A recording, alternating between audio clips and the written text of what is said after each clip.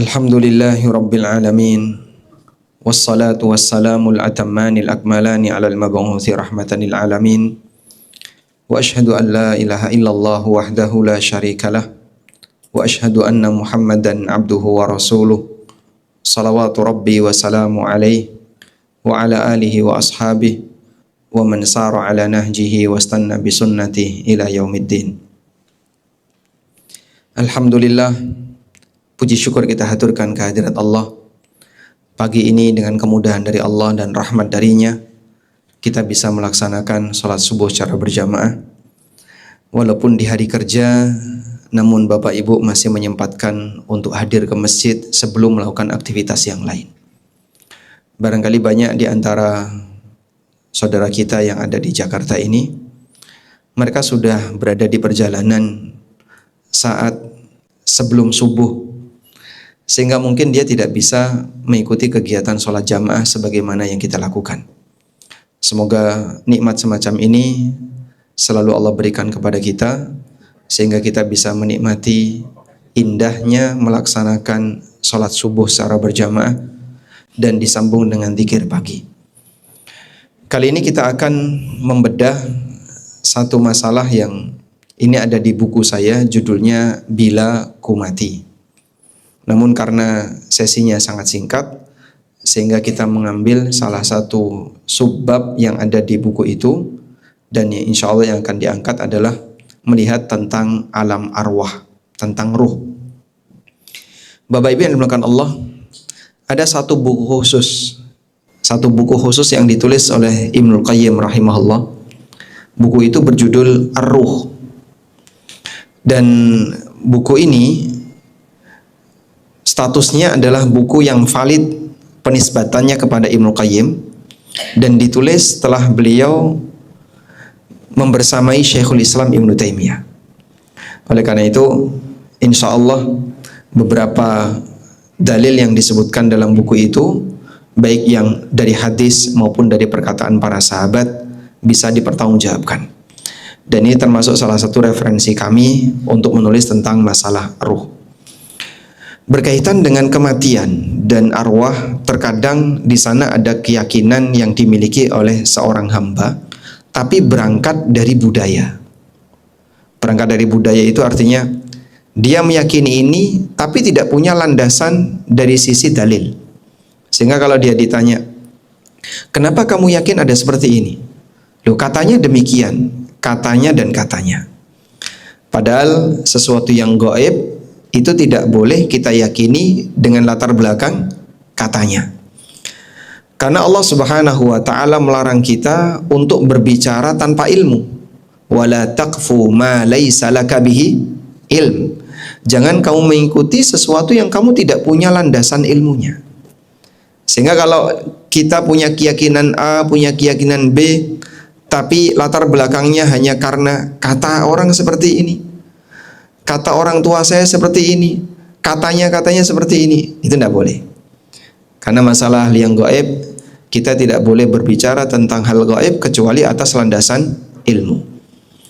Karena itu Allah menyinggung dalam Al-Quran adanya perdebatan yang terjadi di kalangan manusia tentang jumlah Ashabul Kahfi.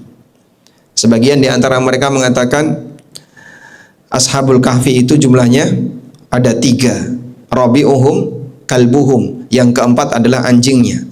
Wa yaquluna khamsatun sadisuhum kalbuhum. Ada yang mengatakan Ashabul Kahfi itu 5 orang, yang keenam anjingnya. Rajman bil ghaib, lalu kata Allah, menebak-nebak hal yang gaib. Wa yaquluna sab'atun wa thaminuhum kalbuhum. Ada juga yang bilang jumlahnya 7, yang ke-8 anjingnya. Sehingga perdebatan yang terjadi di situ karena semuanya tidak ada dasar, maka dikatakan oleh Allah rajman bil ghaib. Orang ini hanya menebak-nebak hal yang gaib. Sehingga celaan semacam ini berlaku bagi siapapun yang dia menyampaikan sesuatu yang sifatnya gaib tapi dia tidak punya landasan. Karena kita tidak boleh berbicara tentang hal yang gaib kecuali atas dasar ilmu. Sebagaimana yang Allah Subhanahu wa taala tegaskan dalam Al-Qur'an, beberapa larangan, di antaranya Allah mengatakan wa antaqulu 'alallahi ma la ta'lamun. Kalian berbicara tentang Allah atas nama Allah yang kalian tidak punya ilmunya. Nah, salah satu di antara permasalahan yang mungkin sering dibicarakan oleh orang tapi tidak punya landasan ilmu adalah masalah arwah. Mungkin ya, Bapak Ibu barangkali pernah mendengar ada yang bilang bahwa orang itu kalau sudah mati maka selama sekian hari arwahnya akan pulang ke rumahnya. Atau ada juga yang mengatakan kalau orang itu berada di bulan tertentu, arwah itu pulang ke rumah. Orang Jawa menyebut bulan Sya'ban dengan sebutan apa? Ruah. Kenapa disebut bulan ruah? Dari kata arwah. Karena sebagian di antara mereka meyakini bahwasanya di bulan Sya'ban itu, 1 bulan menjelang Ramadan, arwah orang yang meninggal itu akan balik ke rumah. Lalu mereka mengadakan acara-acara khusus dalam rangka untuk mengirim doa untuk para arwah, dengan keyakinan arwah itu biar tenang di sana sehingga balik lagi ke alamnya. Nah, keyakinan seperti ini tentu saja karena ini menyinggung hal yang gaib, seharusnya orang punya landasan. Apa dasarnya kau bilang seperti itu? Kalau tidak ada, maka sebaiknya jangan menyampaikan, sebab kita akan dimintai pertanggungjawaban oleh Allah Subhanahu wa taala. Innas sam'a wal basara wal fuada kullu ulaika kana anhu mas'ula. Sesungguhnya pendengaran, penglihatan dan fuad, semua itu nanti akan ditanya oleh Allah. Baik. Sekarang kita akan membacakan beberapa catatan berkaitan dengan masalah arwah. Catatan yang pertama, Bapak Ibu yang dimuliakan Allah, bahwa roh itu termasuk hal yang gaib yang menjadi urusan Allah. Saya ulangi ya, bahwa roh, pembahasan tentang roh ini termasuk pembahasan hal yang gaib yang itu murni menjadi urusan Allah. Maka seorang hamba tidak boleh bicara tentang roh kecuali berdasarkan dalil. Apa alasan bahwasanya kita tidak boleh berbicara tentang roh kecuali ada dalil? Saya sebutkan di sini keterangan yang disampaikan oleh Al-Hafidz Ibnu Katsir. Dalam tafsirnya Al-Hafidz Ibnu Katsir pernah membahas firman Allah di surat Al-Isra ayat 85. Allah Ta'ala berfirman, surat Al-Isra ayat 85. Wa yas'alunaka 'anir ruh. Qulir ruhu min amri rabbi. Wa ma utitum minal ilmi illa qalila. Mereka bertanya kepadamu wahai Muhammad tentang ruh. Qulir ruh, sampaikan wahai Muhammad, ar-ruhu min amri rabbi. Ruh itu urusan Rabbku.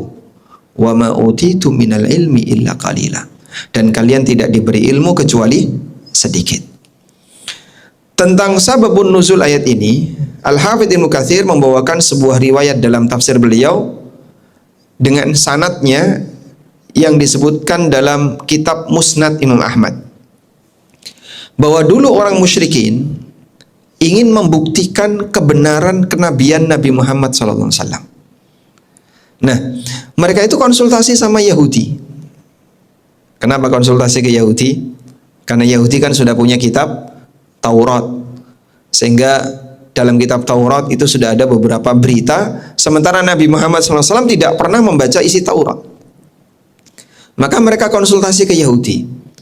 Kira-kira pertanyaan apa yang cocok untuk disampaikan kepada Rasulullah SAW, kepada Muhammad, untuk membuktikan kenabiannya? Lalu Yahudi itu menyarankan, coba tanyakan kepada dia tentang ruh, bisa nggak dia jawab? Akhirnya mereka pun bertanya kepada Nabi SAW tentang ruh. Ketika mereka bertanya tentang ruh sesuai dengan saran Yahudi, Rasulullah SAW nggak bisa memberikan jawaban. Sampai Allah turunkan firman-Nya, yas'alunaka 'anir ruh. Mereka bertanya kepadamu wahai Muhammad tentang ruh. Qul, maka jawablah, ar-ruhu min amri rabbi. Ruh itu urusan Rabbku. Wa ma utitum minal ilmi illa qalila.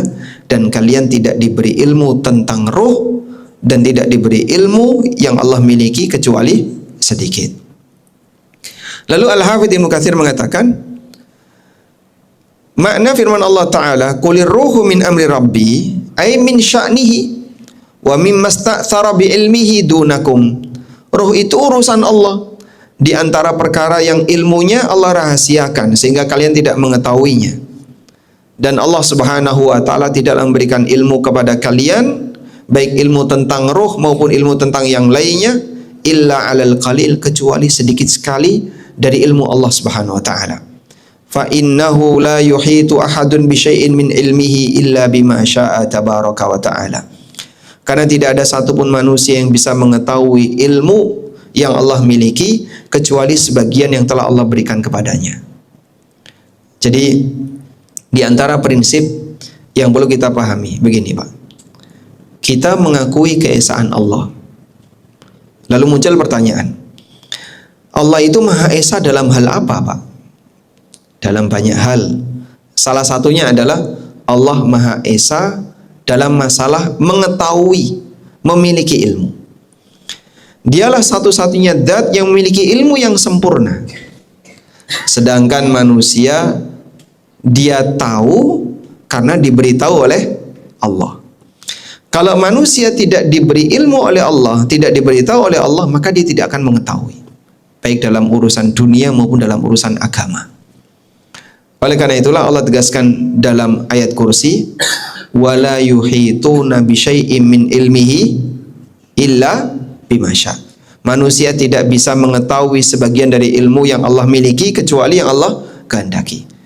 Jadi apa yang kita tahu saat ini, apapun itu, baik untuk urusan duniawi maupun urusan agama, kita perlu meyakini ini ilmu yang diberikan oleh Allah.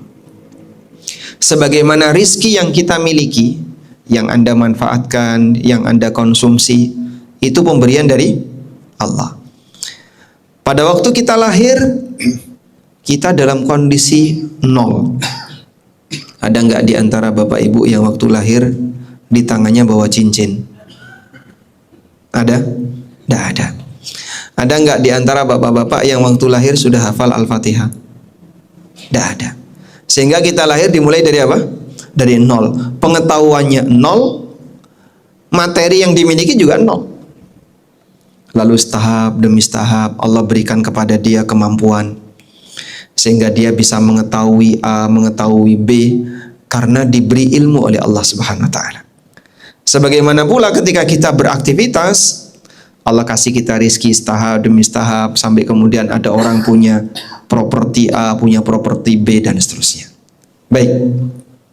Intinya di sini kita tidak boleh bicara tentang ruh kecuali atas penjelasan yang diberikan oleh Allah baik dalam Al-Quran maupun hadis Nabi SAW. Oleh karena itu, sekali lagi kalau ada orang yang bilang bahwasanya arwah itu begini, arwah itu seperti ini dan seterusnya, dia bertanggung jawab untuk mendatangkan dalil. Kalau tidak, sebaiknya kita tidak berbicara seperti itu. Selanjutnya, yang kedua, bahwa arwah itu makhluk, roh itu makhluk. Alhamdulillah, insya Allah cukup mudah, Pak, kita menerima seperti ini. Tapi ternyata di sana ada orang yang salah paham tentang status roh. Sebagian di antara mereka ada yang mengatakan roh itu bagian dari unsur Tuhan yang dilekatkan kepada jasad hamba. Makanya mungkin di antara jamaah pernah ada yang mendengar ya ungkapan bahwa dalam diri manusia itu ada dua unsur. Ada unsur lahud dan ada unsur nasut. Pernah dengar istilah itu, Pak?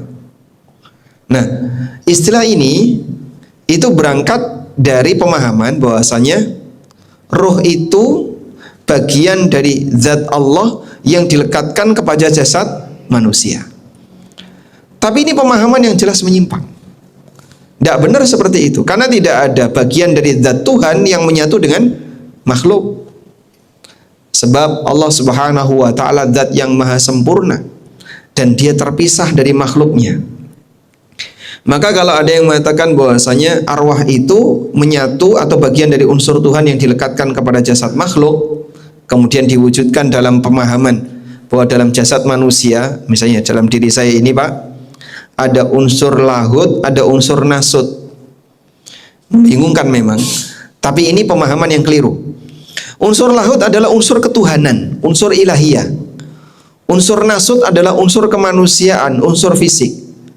Nah, terus unsur ketuhanan itu bentuknya apa? Arwah itu. Oh, tidak demikian. Arwah itu makhluk. Sehingga nggak mungkin makhluk itu adalah unsur Tuhan. Apa dalilnya? Ulama sepakat bahasanya makhluk atau arwah ini diciptakan oleh Allah, sebagaimana yang disebutkan dalam Majmu' al-Fatawa.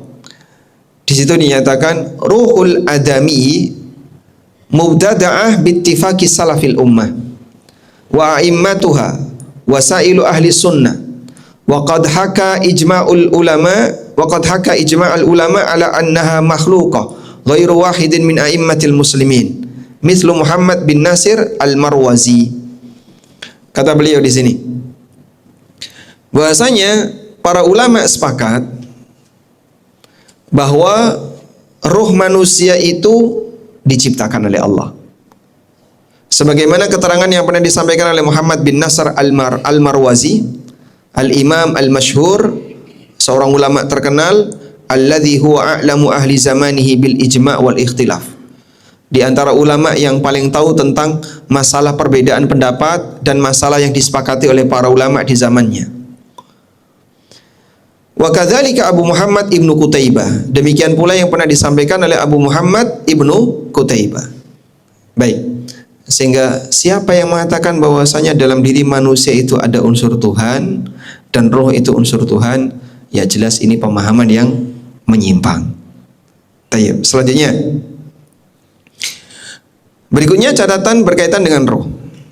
Ada orang yang bertanya, Pak, kalau kita sudah sepakat bahwasanya roh itu adalah makhluk dan dalam jasad kita itu ada roh, lalu posisi roh itu ada di mana?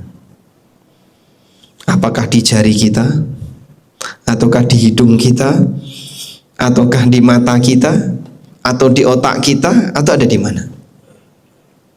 Di mana posisi roh? Roh yang ada pada jasad kita ini ditiupkan oleh Allah melalui malaikat saat kita berada di dalam rahim di usia berapa, Pak? 4 bulan, 120 hari. Makanya wanita kalau ditinggal mati oleh suaminya, maka dia menjalani masa iddah berapa lama? 4 bulan 10 hari. Kenapa menjalani masa iddah 4 bulan 10 hari? 4 bulan itu adalah masa di mana malaikat meniupkan roh di janin.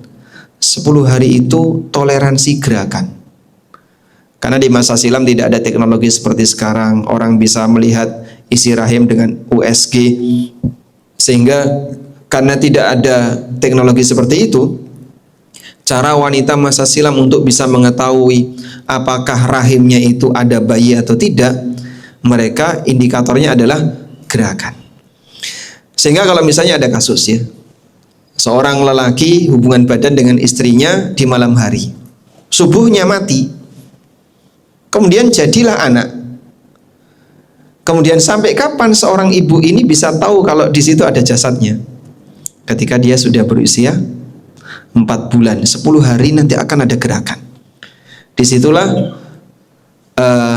bukti bahasanya arwah ditiupkan oleh Allah Subhanahu wa taala melalui malaikat di usia 4 bulan.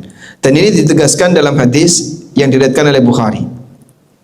Nabi sallallahu alaihi wasallam pernah bersabda, "Inna ahadakum yujma'u fi batni ummihi 40 yauman." Kalian itu diciptakan oleh Allah dalam rahim ibu kalian selama 40 hari dia menjadi nutfah. Tsumma yakunu 'alaqatan mithla dzalik. Kemudian menjadi alaqah selama 40 hari. Tsumma yakunu mudghah mithla dzalik. Kemudian jadi mudghah selama 40 hari.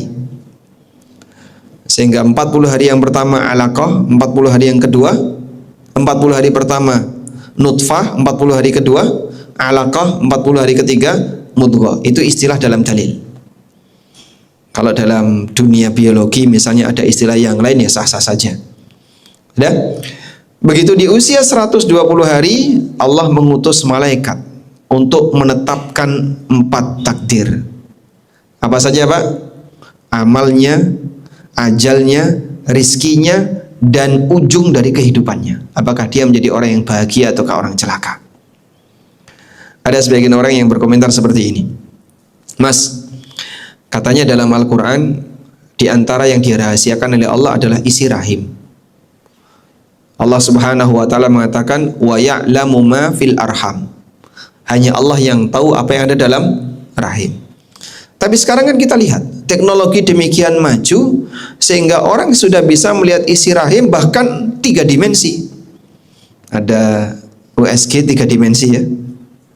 Nah, sehingga dia bisa lihat bagaimana kondisi janin, bahkan sampai denyut jantungnya dia bisa lihat. Apakah berarti teknologi itu membatalkan kebenaran Al-Quran? Jawabannya tidak. Kok bisa, Mas? Kan sekarang sudah bisa melihat dengan detail, bahkan sampai rambut bayi saja kelihatan. Baik, kami sampaikan. Tolong carikan, ada nggak USG yang bisa melihat takdirnya bayi? Kalau ada, mari kita beli bareng-bareng. Ada, Pak? Nggak ada ya? Padahal bayi itu sudah ditakdirkan.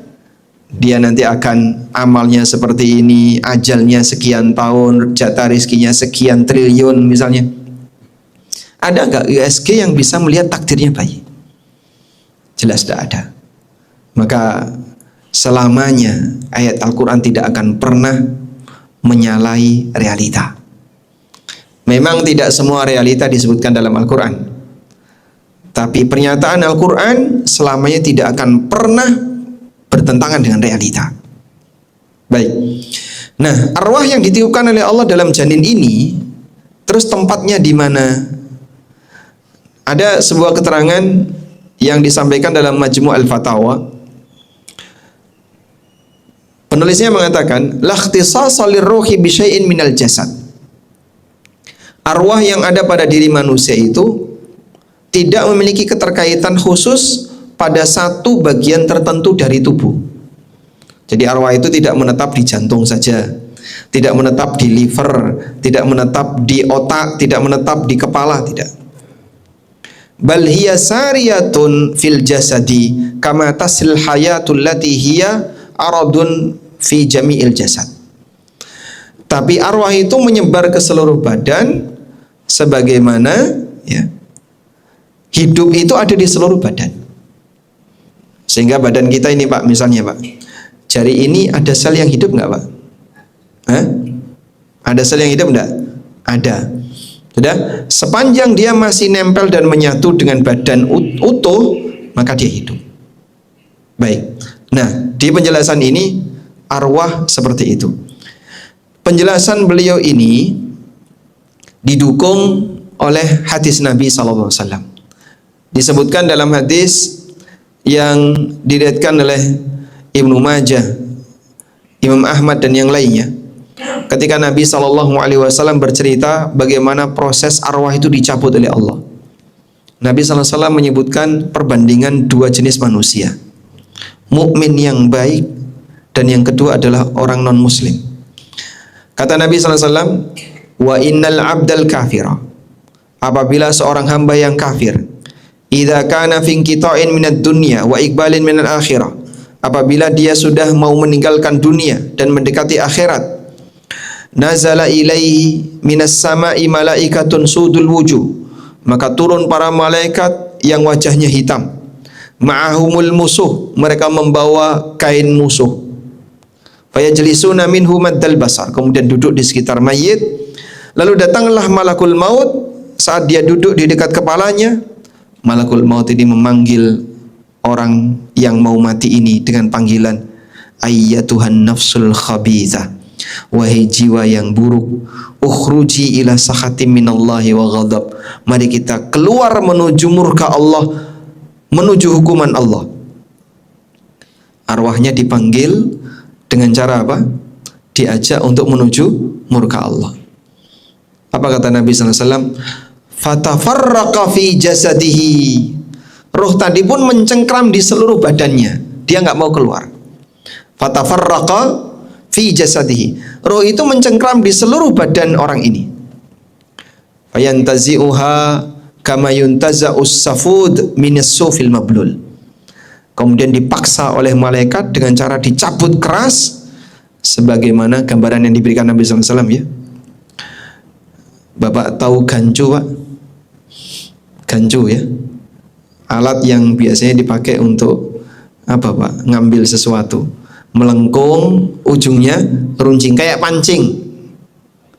Seperti gancu atau anggaplah seperti pancing.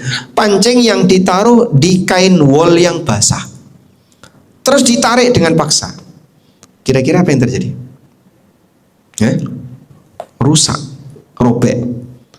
Itulah gambaran yang diberikan Nabi SAW ketika malakul maut mencabut arwah orang yang tidak beriman. Sehingga rasa sakit yang dialami oleh orang yang tidak beriman pada saat dia meninggal dunia luar biasa.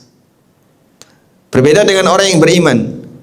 Kalau orang yang beriman ketika dia dicabut oleh Allah arwahnya, malakul maut mengatakan kepadanya, ayyatuhan nafsu tayyibah ukhruji ila maghfirati minallahi wa ridwan. Wahai jiwa yang baik, ayo kita menuju ridha Allah dan ampunannya. Fatakhruju ruhuhu kama yasilul ma min fil as-saqa. Maka ruh itu keluar sebagaimana air yang keluar dari mulut ceret. Bapak kalau nuang air dari ceret ya, dari teko Pak, kok nggak keluar? Nyangkut airnya.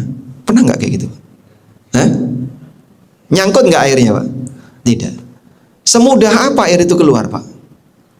Langsung mengalir, nggak pakai nyangkut Pak. Berbeda dengan gambaran ketika arwah orang yang tidak beriman itu dicabut oleh malakul maut, seperti pancing yang ditaruh di kain wol, kemudian ditarik secara paksa. Maka arwah orang yang beriman ketika dia mati dicabut oleh Allah diberi kemudahan, terasa ringan. Disinilah kita bisa melihat ya, bagaimana Allah Subhanahu wa ta'ala mencintai hambanya yang mukmin, sehingga arwahnya dicabut dengan cara yang sangat lemah lembut. Baik, dari sini kita bisa lihat bahwasanya roh itu merata di seluruh badan, walaupun tidak kelihatan. Oleh karena itu, kita mengimani hal ini sebagaimana yang disabdakan Nabi sallallahu alaihi wasallam. Selanjutnya, muncul pertanyaan. Lalu apakah roh itu bisa mati, Pak? Dan bagaimana bentuk kematian roh tersebut? Para ulama berbeda pendapat tentang apakah roh itu mati ataukah tidak pasca diciptakan oleh Allah. Sebagian berpendapat bahwa roh akan mati, karena roh adalah jiwa dan setiap jiwa pasti akan merasakan kematian. Sebagaimana Allah tegaskan dalam Al-Quran, kullu nafsin dha'iqatul maut. Setiap jiwa pasti merasakan kematian. Sementara pendapat yang lain mengatakan bahwa roh tidak mati, karena ia diciptakan untuk tetap ada. Yang mati hanyalah jasad. Sehingga hakikat dari kematian roh adalah saat dia dipisahkan dengan jasad. Maka status kematian roh itu terjadi ketika kapan? Ketika dia dipisahkan dari jasad. Sekarang kita bacakan beberapa keterangan berikut. Al-Qadhi Iyad pernah menjelaskan, annal arwaha baqiyatun la tafna fayan'umu al-muhsin wa yu'adzabul musi kama jaa fil Qur'ani wal athar. Arwah itu bertahan dan tidak binasa. Arwah yang baik akan diberi kenikmatan, arwah yang buruk akan diazab, sebagaimana yang dijelaskan dalam Al-Quran maupun athar, riwayat-riwayat hadis. Wa huwa madhabu ahli sunnah, dan ini merupakan pemahaman ahlu sunnah. Demikian keterangan Al-Qadhi Iyad. Keterangan yang lain disampaikan oleh Al-Qurtubi dalam Al-Mufhim Syarah Sahih Muslim. Al-Qurtubi mengatakan, wa qad hasala min majmu'il kitabi wa sunnah annal arwaha baqiyatun ba'dal maut wa annaha mutanaimatun aw mu'adzabatun ila yaumil qiyamah. Dan keseluruhan dari dalil Al-Quran dan Sunnah dapat disimpulkan bahwa arwah itu bertahan setelah terjadi kematian jasad. Arwah itu bertahan tidak binasa setelah terjadi kematian jasad. Sehingga begitu arwah kita dicabut oleh Allah, unsur arwah ini bertahan setelah kematian jasad. Ada yang diberi kenikmatan oleh Allah dan ada yang diazab oleh Allah ila yaumil qiyamah, sampai hari kiamat. Keterangan yang lain juga disampaikan dalam Majmu' al-Fatawa, wal arwahu makhluqatun bila syakkin wa hiya la ta'dumu wa la tafna. Arwah itu makhluk tanpa perlu diragukan. Dia tidak lenyap dan tidak musnah. Walakin mautuha bimufaraqatil abdan. Kematian arwah adalah saat dia dicabut dari jasad. Baik, ini yang dipahami oleh para ulama Ahlussunnah. Sehingga bukankah Allah berfirman, Pak, kullu man 'alaiha fan wa yabqa wajhu rabbika dzul jalali wal ikram. Semua pasti akan binasa dan yang bertahan adalah Allah Subhanahu wa taala dzul jalali wal ikram. Baik, ayat itu kita imani. Namun ada sebagian makhluk sesuai dengan kehendak Allah yang dipertahankan oleh Allah, sesuai dengan apa yang Dia kehendaki. Dan bagaimana cara Allah Subhanahu wa taala mematikan mereka ternyata beragam. Ada yang dimatikan dengan cara A, ada yang dimatikan dengan cara B, sesuai yang Allah kehendaki. Baik, selanjutnya, setelah arwah itu dicabut, dan tadi status kematian arwah adalah saat dia dipisahkan dari jasad. Muncul pertanyaan, jika arwah ini dibuat tetap sampai hari kiamat, lalu di mana posisi arwah pasca dia dicabut oleh Allah? Di mana posisi arwah pasca dicabut oleh Allah? Bapak Ibu yang kami hormati, Allah menciptakan beberapa alam, dan alam yang bisa kita jangkau dengan indera kita hanya alam duniawi. Alam yang lain tidak bisa kita jangkau. Maka alam yang lain hanya bisa kita ketahui melalui berita, karena indera kita tidak pernah menjangkaunya. Nah, muncul pertanyaan, alam arwah pasca dia dicabut oleh Allah, terus arwah itu ada di mana? Para ulama menjelaskan bahwa Allah memposisikan arwah hamba itu tidak di satu tempat, tapi Allah menaruh di banyak tempat. Di mana saja, Pak? Berikut rinciannya. Pertama, arwah para nabi. Arwah para nabi berada di tempat yang tinggi, di Illiyin. Di mana? Illiyin. Nabi Muhammad sallallahu alaihi wasallam ketika hendak wafat, kalimat terakhir yang beliau ucapkan adalah apa? Kalimat terakhir yang diucapkan Nabi sallallahu alaihi wasallam sebelum wafat? Ar-Rafiqul A'la. Ar-Rafiq al-A'la. Ar-Rafiq al-A'la artinya posisi yang tertinggi yang diduduki oleh para malaikat dan arwah para nabi. Sebagaimana disebutkan dalam keterangan Aisyah radhiyallahu anha, saat Nabi SAW meninggal dunia, pangkuan Aisyah radhiyallahu anha, di pangkuan Aisyah radhiyallahu anha. Kata Aisyah, Nabi SAW di akhir hayatnya beliau mengucapkan, As'alullahar rafiqal a'la ma'a Jibril wa Mikail wa Israfil. Aku mohon kepada Allah untuk membersamai Ar-Rafiqul A'la bersama Jibril, Mikail dan Israfil. Hadis riwayat Bukhari Muslim. Kata Al-Hafidz Ibnu Hajar, ketika beliau menjelaskan hadis ini, beliau mengatakan, wa dhahiruhu anna ar-rafiqa al-makanu alladhi tahsulul murafaqah fihi ma'al madhkurin. Makna lahiriah dari hadis menunjukkan bahwasanya ar-rafiq yang dimaksud oleh Nabi sallallahu alaihi wasallam adalah tempat di mana orang bisa mendapatkan kebersamaan dengan para makhluk yang disebutkan, yaitu para malaikat yang mulia. Sehingga arwahnya para nabi ada di mana, Pak? Di tempat yang tinggi, di Illiyin, dibersamai oleh para malaikat yang mulia. Nah, derajat para nabi ini bertingkat. Ada yang diposisikan oleh Allah di langit pertama, ada yang diposisikan oleh Allah di langit yang kedua, di langit yang seterusnya, dan sampai langit ketujuh. Kok bisa, Pak? Apa mereka bisa hidup di sana, Pak? Allah Maha Kuasa untuk memberikan kehidupan bagi arwah para nabi di posisi yang kita tidak bisa menjangkaunya. Sebagaimana yang disebutkan dalam hadis ketika Nabi SAW bercerita tentang peristiwa Isra Mi'raj. Beliau naik ke langit, lalu beliau bertemu siapa? Para nabi. Dalam kisah itu Nabi SAW mengatakan, di langit yang pertama beliau ketemu dengan Nabi Adam alaihissalam. Di langit kedua beliau ketemu dengan Isa dan Nabi Yahya. Di langit yang ketiga beliau ketemu dengan Yusuf. Di langit yang keempat beliau bertemu dengan Idris. Di langit yang kelima beliau bertemu dengan Harun. Di langit yang keenam beliau bertemu dengan Musa. Di langit yang ketujuh beliau bertemu dengan Nabi Ibrahim alaihi wassalatu wassalam, dan hadis ini muttafaqun alaih, hadis riwayat Bukhari Muslim. Baik, sehingga Rasulullah SAW dipertemukan oleh Allah dengan para rasul yang Allah Subhanahu wa Ta'ala sebutkan ceritanya dalam Al-Quran di beberapa tingkatan langit. Di langit ini ketemu dengan Nabi A, di langit ini ketemu dengan Nabi B, Nabi C, dan seterusnya.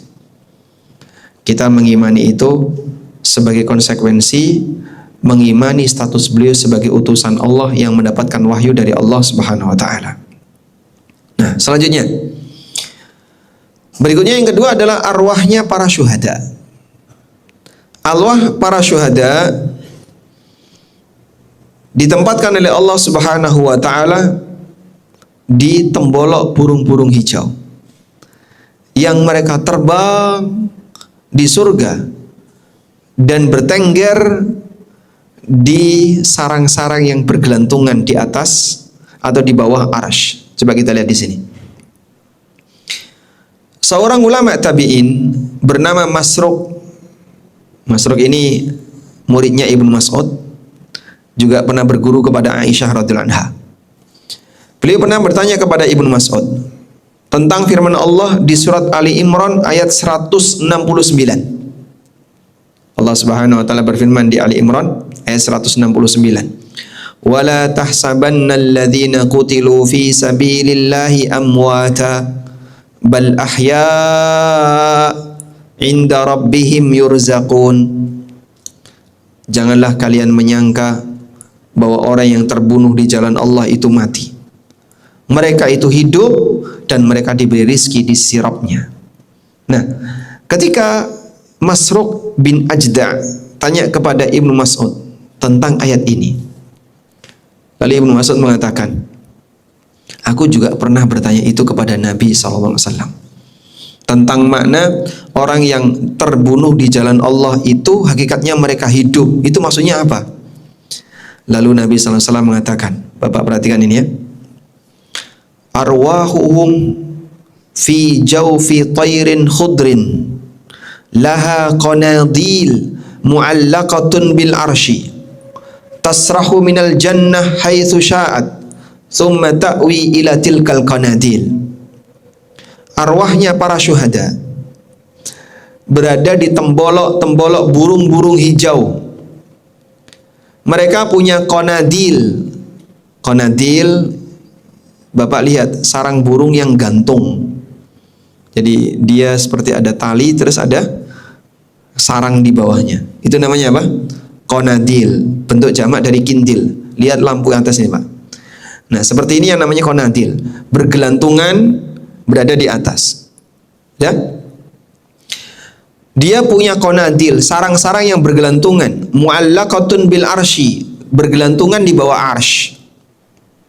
Tasrahu minal jannati haitsu sya'at. Burung itu bisa terbang di dalam surga kemanapun yang dia inginkan. Tsumma ta'wi ila tilkal qanadil. Kemudian dia nanti bersarang di tempat gelantungan tadi. Masya Allah. Itulah arwahnya para syuhada. Dan hadis ini sahih riwayat Muslim. Al-Qadhi Iyad menyebutkan hadis ini dan beliau mengatakan wa fihi anal arwaha baqiyatun la tafna. Sehingga ini menunjukkan bahwasanya ruh itu bertahan hidup dan tidak binasa. Fayuna'amul muhsin. Orang yang baik diberi kenikmatan oleh Allah, wa yu'adzabul musi, dan orang yang buruk diberi azab oleh Allah. Wa qad jaa'a bihil Qur'an wal athar. Ini sebagaimana yang disebutkan dalam Al-Qur'an maupun hadis-hadis yang sahih. Baik. Dan Nabi SAW juga pernah bercerita tentang arwah sahabat Ja'far bin Abi Thalib. Ja'far bin Abi Thalib itu meninggal pada saat peristiwa perang apa, Pak? Perang Mu'tah. Perang Mu'tah itu di mana sih, Pak? Hah? Ya, di Mu'tah. Di mana Mu'tah itu? Di Yordan. Dan sampai sekarang kan makamnya masih ada ya. Sehingga kalau Anda ke Yordan nanti akan ada arahan makam 3 sahabat, Abdullah bin Rawaha, Ja'far bin Abi Thalib, satu lagi Zaid bin Harithah. Karena 3 sahabat ini meninggal dalam waktu bersamaan ketika peristiwa perang Mu'tah. Ja'far meninggal dunia dalam posisi tangannya dipenggal oleh musuh. Beliau membawa panji ketika perang Mu'tah, lalu dipenggal oleh musuhnya sehingga tangannya putus. Kemudian beliau ambil panji tadi dengan tangan kirinya, dipegang pakai tangan kirinya, ditebas oleh musuh sehingga tangan kirinya putus. Lalu oleh Ja'far panjinya diambil dan dipegang pakai leher sehingga tetap berdiri, tapi dipegangi pakai leher. Kemudian ditusuk oleh orang musyrikin sampai akhirnya beliau tumbang, meninggal dunia. Radhiyallahu anhu arda. Maka Allah Subhanahu wa taala berikan kemuliaan kepada Ja'far. Allah berikan sayap kepada Ja'far. Kata Nabi sallallahu alaihi wasallam, "Ra'aitu Ja'far bin Abi Thalib." Ja'far ini saudaranya Ali. Ali bin Abi Thalib. Ja'far bin Abi Thalib. "Ra'aitu Ja'far bin Abi Thalib malakan yatiru fil jannah ma'al malaikati bi janahain." Aku melihat Ja'far bin Abi Thalib seperti malaikat yang terbang di surga dengan 2 sayap yang dia punya. Allah gantikan dengan kemuliaan, tangannya ditebas oleh musuh saat peristiwa jihad, dan Allah gantikan dengan sayap yang indah sehingga dia bisa terbang di surga kemanapun yang dia inginkan. Baik. Kemudian arwah orang yang beriman yang bukan syuhada. Mudah-mudahan kita termasuk di antaranya, Pak ya. Kalaupun kita tidak punya kesempatan untuk mati syahid di medan jihad, semoga kita punya kesempatan untuk mati dalam posisi sebagai mukmin ahlu sunnah. Dari Ka'ab bin Malik radhiyallahu anhu, Nabi SAW pernah bersabda, "Innama nasmatul mu'min ta'irun ta'allaqa fi syajaril jannah." Arwah orang yang beriman itu diletakkan oleh Allah Subhanahu wa taala pada burung-burung yang mereka bergantung di pepohonan surga. Jadi kalau tadi arwah syuhada ada di mana, Pak?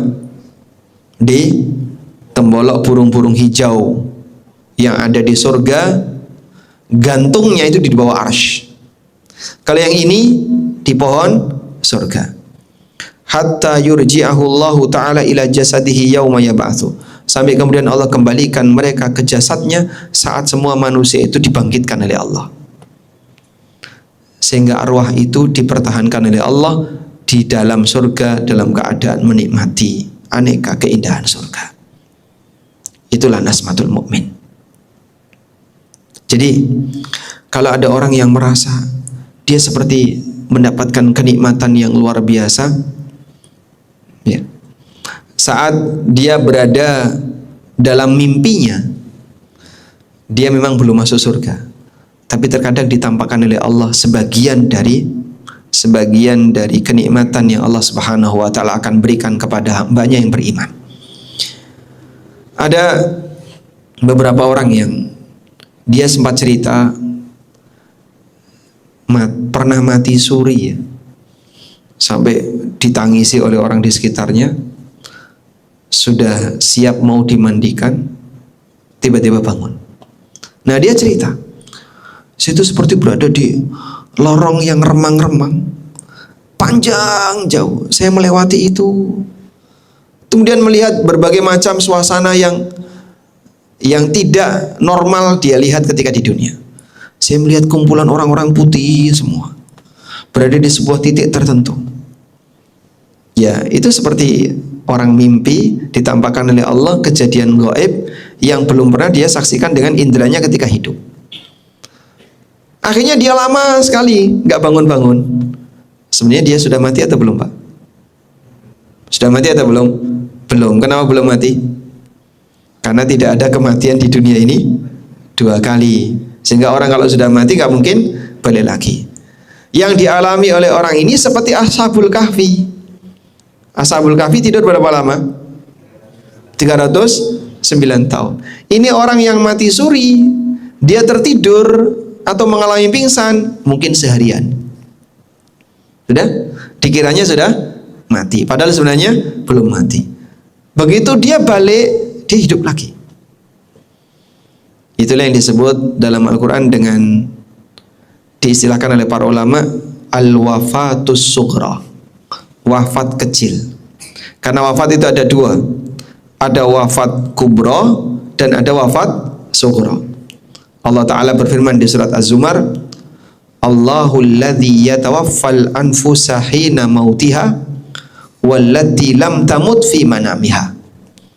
Allah lah yang mewafatkan jiwa yang sudah waktunya mati dan jiwa yang belum waktunya mati fi manamiha, ketika jiwa itu tidur. Fayumsikul lati qada 'alaiha al-maut. Lalu Allah tahan jiwa yang sudah waktunya mati. Wa yursilul ukhra, dan Allah lepaskan jiwa yang lain ila ajalin musamma, sampai batas waktu tertentu. Nah, yang dilepaskan inilah yang dikembalikan tadi, Pak. Sehingga jiwanya diangkat oleh Allah, lalu Allah kembalikan, maka dia bisa hidup kembali. Itulah kita yang tadi malam sempat tidur sesaat, jiwa kita diwafatkan oleh Allah sesaat, kemudian Allah kembalikan lagi. Sehingga saat bangun tidur, kita dianjurkan baca apa? Alhamdulillahilladzi ahyana ba'dama amatana wa ilaihin nusyur. Segala puji bagi Zat yang telah menghidupkan kita setelah Dia mematikan kita, dan hanya kepadanya kita akan dikembalikan. Selanjutnya, di sana ada arwah pelaku maksiat. Di mana arwah pelaku maksiat ini? Arwah pelaku maksiat terutama mereka yang berbuat maksiat sampai akhir hayat. Waliyadzubillah, sampai ada yang mengakhiri hidupnya dengan maksiat tersebut. Maka arwah mereka dalam kondisi dihukum oleh Allah. Nah, Nabi SAW pernah bercerita tentang hukuman-hukuman arwah tersebut. Ketika beliau bermimpi, dalam mimpi itu beliau diajak oleh 2 malaikat melihat berbagai macam kejadian-kejadian aneh. Yang beliau lihat diantaranya, ada yang disiksa dengan cara kepalanya dipecah dengan batu. Ini merupakan hukuman bagi mereka yang menyebarkan kedustaan lalu disebarkan sampai penjuru dunia. Itu kalau sekarang kan mudah sekali ya. Orang buat status dusta, tinggal klik, di-share di mana-mana. Dan kedustaan di akhir zaman itu semakin banyak dibandingkan kedustaan di masa silam. Karena itu Nabi SAW pernah mengingatkan dalam hadis riwayat Abu Dawud. Rasulullah SAW bersabda, la ya'tiyanna 'alan nasi sanawatun khadda'at. Sungguh akan datang di tengah manusia tahun-tahun penuh kedustaan. Yusaddaqu fihal kadhib wa yukadzabu fihal sadiq wa yu'tamanu fihal kha'in wa yuhawwanu fihal amin. Orang yang jujur dianggap pendusta, pendusta dianggap jujur, pengkhianat diberi amanat, orang yang amanat dituduh pengkhianat. Kira-kira Anda sudah menjumpai zaman seperti ini belum? Sudah merasakan? Sudah? Pembuktiannya apa ini? Tapi ini pernah disabdakan Nabi SAW, akan datang satu zaman yang disebut oleh beliau sanawatun khadda'at, zaman penuh penipuan. Bahkan mohon maaf Pak, kadang ada orang yang terang-terangan bohong tapi punya pengikut, Pak. Misalnya yang ngaku nabi palsu itu punya pengikut nggak Pak? Hah? Punya ya? Yang ngaku sebagai malaikat Jibril punya pengikut nggak dia? Punya. Kan dulu pernah ada ya kasus Musaddiq gitu ya, Nabi Musaddiq sama satunya Lia Eden ya. Akhirnya karena ini termasuk pelecehan agama, dua-duanya diperkarakan, kemudian masuk penjara. Nah, salah satu petugas itu tanya sama Musaddiq, wahai Musaddiq, apakah kamu pernah bertemu Jibril, Lia Eden, sebelum kejadian ini? Belum. Wahai Lia Eden, yang katanya Jibril, apakah kamu sudah pernah berkunjung ke Musaddiq? Belum. Ini Nabi sama Jibril gak pernah ketemu, gimana nih? Ketemunya di penjara. Ketemunya waktu mereka berkasus. Baik. Dan seperti itu ada gak pengikutnya Pak? Ada pengikutnya Pak? Nah, maka benarlah sebuah ungkapan ya dalam bahasa Arab, likulli syai'in waris. Orang buang apapun itu pasti ada yang nemu Pak. Orang buang apapun pasti ada yang nemu. Sampai buang putung rokok ada yang nemu gak Pak? Maka walaupun sudah jelas-jelas ini penipu, pendusta, tapi pengikutnya masih ada. Pak, jangankan zaman sekarang Pak, baru saja Rasulullah SAW wafat, sudah ada yang mengklaim Nabi palsu, dan dia diikuti banyak orang. Musailamah Al-Kadzab itu kan pengikutnya banyak. Kenapa kok pengikutnya banyak? Ada sebuah keterangannya, bahwa ada sosok yang dia itu paling berpengaruh kenapa Musailamah itu dipercaya. Namanya Ar-Rajjal bin Unfuah. Ar-Rajjal ini sewaktu Nabi SAW hidup, dia itu belajar di Madinah dan menampakkan diri sebagai orang yang saleh, orang yang serius untuk belajar Islam. Sampai akhirnya dia pulang ke kampung halamannya Musailamah. Lalu dia membuat pernyataan dan dipercaya oleh masyarakat di sana, namanya Bani Hanifah, bahwa Muhammad dan Musailamah itu kongsi dalam kenabian. Kongsi dalam kenabian. Inna Muhammadan wa Musailamah ishtaraka fin nubuwah. Bahwasanya Muhammad dan Musailamah itu kongsi dalam kenabian. Jadi kenabian itu seperti perusahaan Pak, dimiliki oleh dua orang. Begitu pemilik pertama mati, maka pemiliknya selanjutnya tinggal yang kedua, maka dia yang menguasai. Dipercaya sama orang Pak. Saking percayanya, ya mereka membela Musailamah sebagaimana layaknya membela Nabi. Tapi Allah tunjukkan kedustaan Musailamah. Berkali-kali dia mau menunjukkan mukjizatnya, tapi gagal. Ada ibu-ibu yang dia mengadukan ke Musailamah, anaknya, bayinya itu rambutnya tidak lebat. Jadi ada beberapa rambut, tapi kurang lebat. Minta kepada Musailamah, bisa nggak diobati biar rambutnya makin lebat. Akhirnya diusap sama Musailamah. Begitu diusap, rontok semua. Yang berharap rambutnya makin lebat, ini malah rontok semua. Ada juga orang yang mengadukan sumurnya airnya sedikit, berharap agar nanti kalau didatangi Musailamah airnya makin banyak. Diludahi sama Musailamah, airnya malah hilang semua. Sehingga Allah tunjukkan kebalikannya. Mohon maaf Bapak Ibu ya, aneka kedustaan yang tersebar di dunia maya itu sudah berkali-kali ditampakkan bukti dustanya. Tapi kayak gitu masih banyak orang yang mau percaya. Nah, yang seperti inilah diceritakan Nabi SAW, dia akan dihukum oleh Allah, arwahnya dalam bentuk dipecah kepalanya ya, dengan sebuah batu. Jadi di situ ada orang yang tertidur terlentang, lalu ada orang yang berdiri dengan membawa batu besar. Kemudian batu besar tadi dipukulkan di kepala orang yang tidur tadi sampai pecah. Terus batu itu gelinding. Dikejar oleh orang yang memukul tadi, orang yang melempar batu tadi. Begitu kedapat, balik lagi, kepalanya sudah kembali utuh, dipecah lagi, gelinding lagi, terus seperti itu. Yang kedua, ada juga orang yang berenang di sungai darah. Ini hukuman bagi siapa? Pelaku riba. Orang yang makan riba, dia berenang di sungai darah. Ada juga yang dia dihukum oleh Allah dalam bentuk disembur oleh api dari dalam tungku. Kemudian dia naik ke atas. Lalu setelah api itu hilang, dia turun. disembur lagi, dia naik lagi. Ini hukuman bagi pelaku zina. Ada juga orang yang dijungkir, lalu mulutnya dirobek, dijungkir ala araqibihim, dengan ditusuk araqibnya.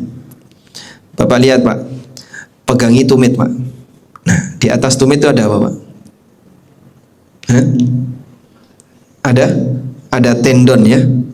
Nah, Anda lihat kalau orang jualan sate, dagingnya diapain? Dijungkir. Terus diapain? Ditusuk. Itulah yang disebut dengan araqib, jamak dari kata urqub. Dijungkir dalam posisi araqibnya ditusuk. Kemudian mulutnya dirobek. Musyaqqaqatun asdaquhum, mulutnya dirobek sampai belakang. Tasilu min huddam, mengalir darah di situ. Ketika Nabi sallallahu alaihi wasallam bertanya, "Itu siapa?" Jawab malaikat, "Humul ladzina yuftiruna qabla tahillatas siyamihim."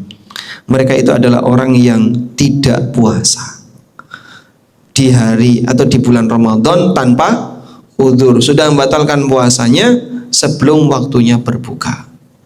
Nah, ini aneka siksaan yang diberikan oleh Allah Ta'ala kepada arwah orang-orang yang punya kebiasaan buruk, sehingga arwah mereka ditaruh di tempat yang isinya hukuman.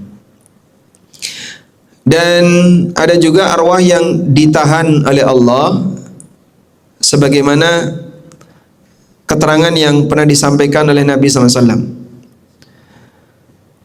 Diceritakan Nabi SAW pernah diminta untuk menyolatkan jenazah. Kemudian beliau SAW bersabda, "Apakah di sini ada seseorang dari keluarga fulan? Keluarga jenazah ini ada enggak?" Para sahabat terdiam. Karena jika beliau mulai pembicaraan, mereka biasanya diam. Beliau ulangi lagi, "Ada enggak keluarga si A ini?" Lalu ada seorang lagi mengatakan, "Ada ya Rasulullah." Maka seorang lelaki pun berdiri sambil menyeret kain sarungnya di barisan yang paling belakang. Lalu Nabi SAW bersabda kepadanya, "Ma mana'aka fil marratainil ulayaini an takuna ajabtani." Tadi saya sudah tanya 2 kali, kenapa kamu enggak jawab? Amma ini lam unawwih bismika illa li khairin. Aku tidak menyebut namamu kecuali untuk kebaikan. Inna fulanan la rajulun minhum ma'surun bidainihi anil jannah. Ketahuilah, bahasanya jenazah ini dia tertahan untuk masuk surga karena utangnya. Ya. Fa in syi'tum fafduhu, kalau mau tolong tebus dulu utangnya. Wa in syi'tum fa aslimuhu ila adzabillah, kalau mau silahkan biarkan dia untuk diadab. Biarkan dia untuk disiksa, diadab Allah. Sehingga Nabi SAW cari keluarganya, barangkali ada yang mau menebus utangnya. Itulah bahaya utang yang dibawa mati. Makanya sampai Nabi SAW tidak mau mensolati jenazah orang yang mati punya utang. Baik, ini salah satu di antara dalil bahwasanya ada orang yang arwahnya tertahan. Wallahu alam. Ada juga orang yang diberi kenikmatan oleh Allah di pintu surga, sebagaimana disebutkan dalam keterangan dari Ibnu Abbas. Nabi SAW bersabda, "Asyuhada ala bariki nahrin bibabil jannah." Sebagian syuhada itu berada di tepi sungai di pintu surga. Fi qubbatin khadra, dalam sebuah kubah yang berwarna hijau. Yakhruju ilaihim rizquhum minal jannah bukratan wa asiyah. Dan dia diberi makanan dari surga setiap pagi dan sore. Masya Allah. Dan beragam arwah yang dia ditempatkan oleh Allah Subhanahu wa Ta'ala sesuai dengan posisinya. Wallahu a'lam. Kita sampai jam berapa? Sampai jam 6. Syuruk jam berapa? Jam 6. Baik. Saya sediakan waktu 5 menit ya, sebelum jam 6. Barangkali ada di antara Bapak Ibu sekalian yang mau menyampaikan sesuatu, kami persilahkan. Ada?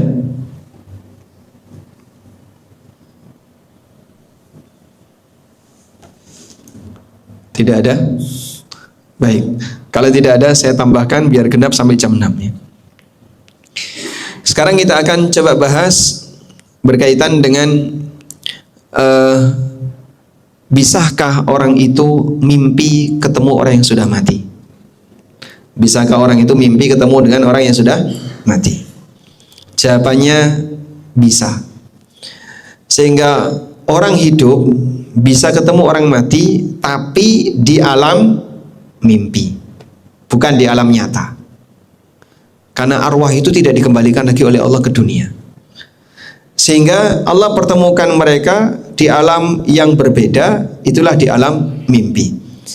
Ini sebagaimana yang Allah tegaskan di surat Az-Zumar ayat 42. Allahu yatawaffal anfusa hina mautiha wallati lam tamut fi manamiha. Allah yang mewafatkan jiwa ketika mati dan jiwa yang belum waktunya mati fi manamiha ketika tidur. Sudah?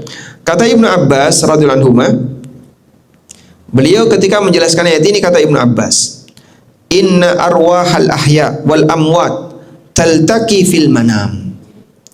Arwah orang yang hidup dan roh orang yang mati bisa bertemu ketika mimpi. Fatata'arafu ma sya'allahu minha. Lalu mereka saling mengenal sesuai yang Allah kehendaki. Sehingga terkadang mimpi ketemu bapak yang sudah meninggal, mimpi ketemu ibu yang sudah meninggal, mimpi ketemu kakek, mimpi ketemu A, mimpi ketemu B. Ya kalau memang yang dia lihat itu persis seperti wajah bapak dan ibunya, ya bisa jadi ini nyata yang dialami tapi dalam mimpi. Dia alami dalam mimpi. Baik. Termasuk diantaranya adalah mimpi ketemu Rasulullah Sallallahu Alaihi Wasallam. Namun begini Bapak Ibu, benar nggak Pak orang itu bisa mimpi ketemu Nabi Sallallahu Alaihi Wasallam? Jawabannya betul. Dan siapa manusia yang pernah melihat sosok Nabi Sallallahu Alaihi Wasallam? Para sahabat. Para sahabat. Sehingga sahabat itu kenal betul wajah Nabi Sallallahu Alaihi Wasallam, ciri fisik beliau kenal betul. Pasca wafatnya Nabi Sallallahu Alaihi Wasallam, sebagian sahabat mimpi ketemu beliau. Karena sudah pernah ketemu beliau, jadi bisa mengenali ini Nabi Sallallahu Alaihi Wasallam. Dan Rasulullah Sallallahu Alaihi Wasallam mengatakan, "Man ra'ani faqad ra'ani, fa inna syaitana la yatamatsalu bi." Siapa yang mimpi ketemu aku, berarti dia benar ketemu aku, karena setan tidak bisa menampakkan diri dengan wajahku. Sudah? Pertanyaannya, bagaimana kalau selain sahabat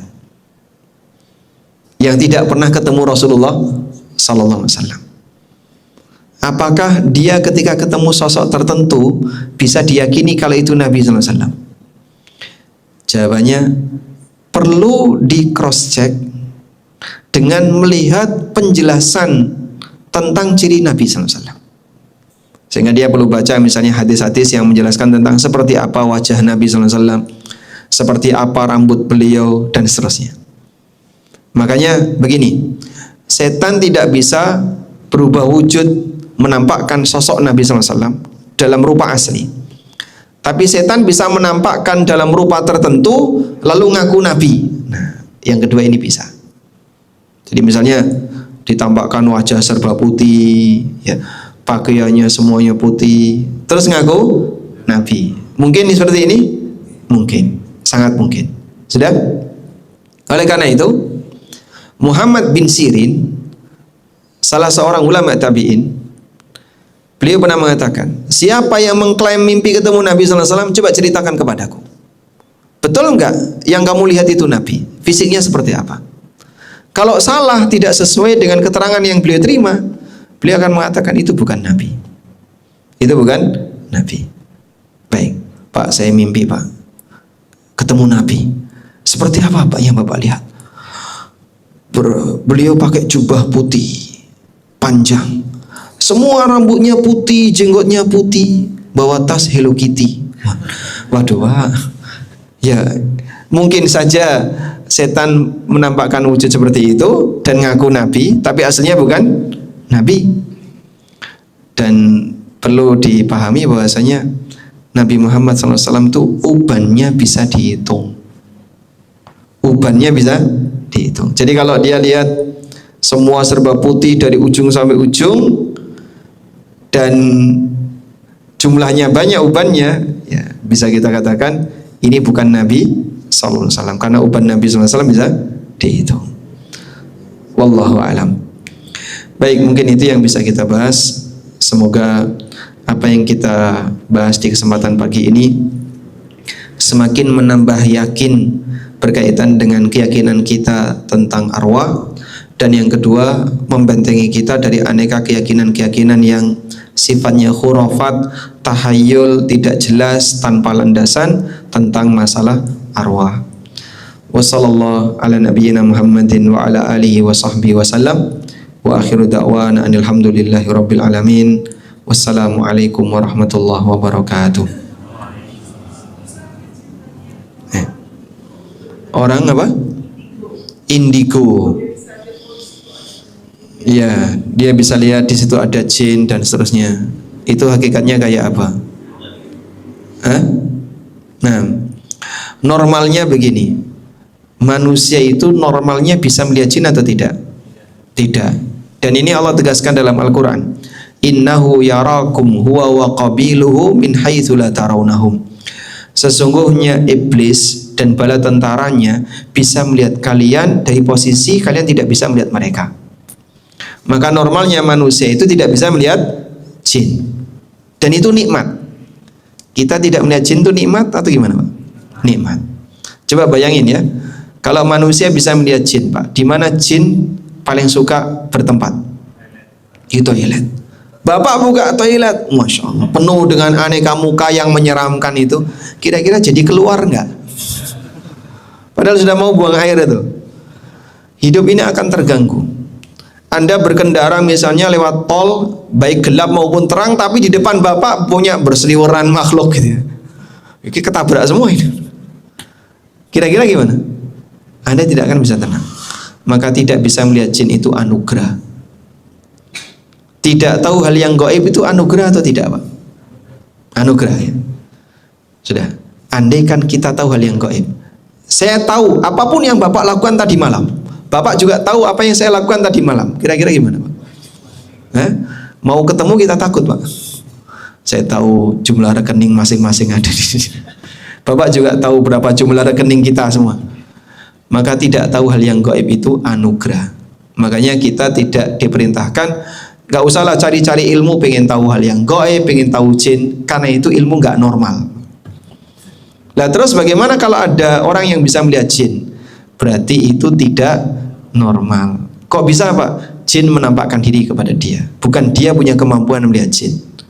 Saya ulangi ya, jin menampakkan diri kepada orang ini, bukan karena orang ini melihat jin. Karena pada asalnya manusia nggak punya kemampuan itu, tapi ada jin yang menampakkan diri kepada sebagian manusia. Nah terkadang ada anak yang dia diganggu sehingga dia ditampakkan dirinya.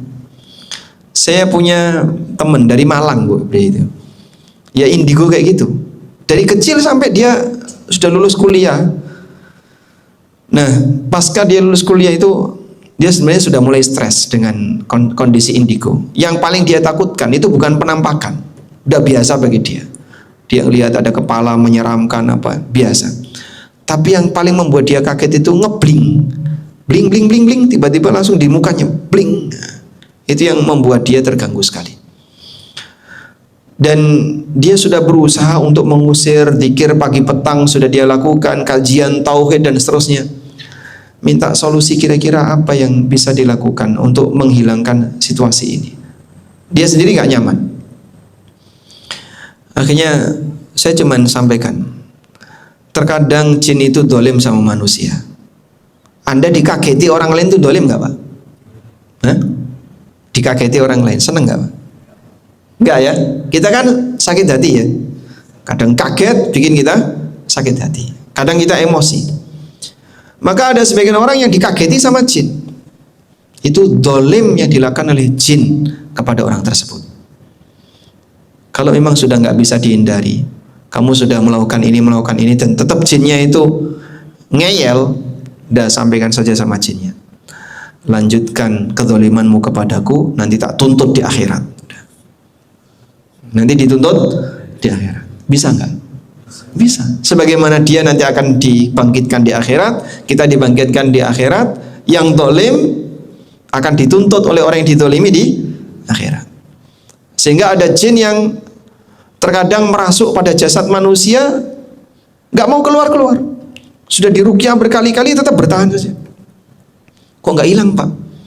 Ya, karena saking kuatnya dia ingin bertahan di situ. Tapi ini zalim, sehingga nanti dituntut. Kalau kamu nggak keluar, tak tuntut dirimu di akhirat. Ya, tinggal pilihannya, silahkan saja bertahan untuk berbuat zalim. Tapi ingat, hidup tidak sekali, ada kehidupan yang kedua. Wallahu a'lam. Baik, demikian. Wassallallahu ala nabiyyina Muhammadin wa ala alihi wa sahbihi wasallam. Wa akhiru da'wana alhamdulillahi rabbil alamin. Wassalamualaikum warahmatullahi wabarakatuh.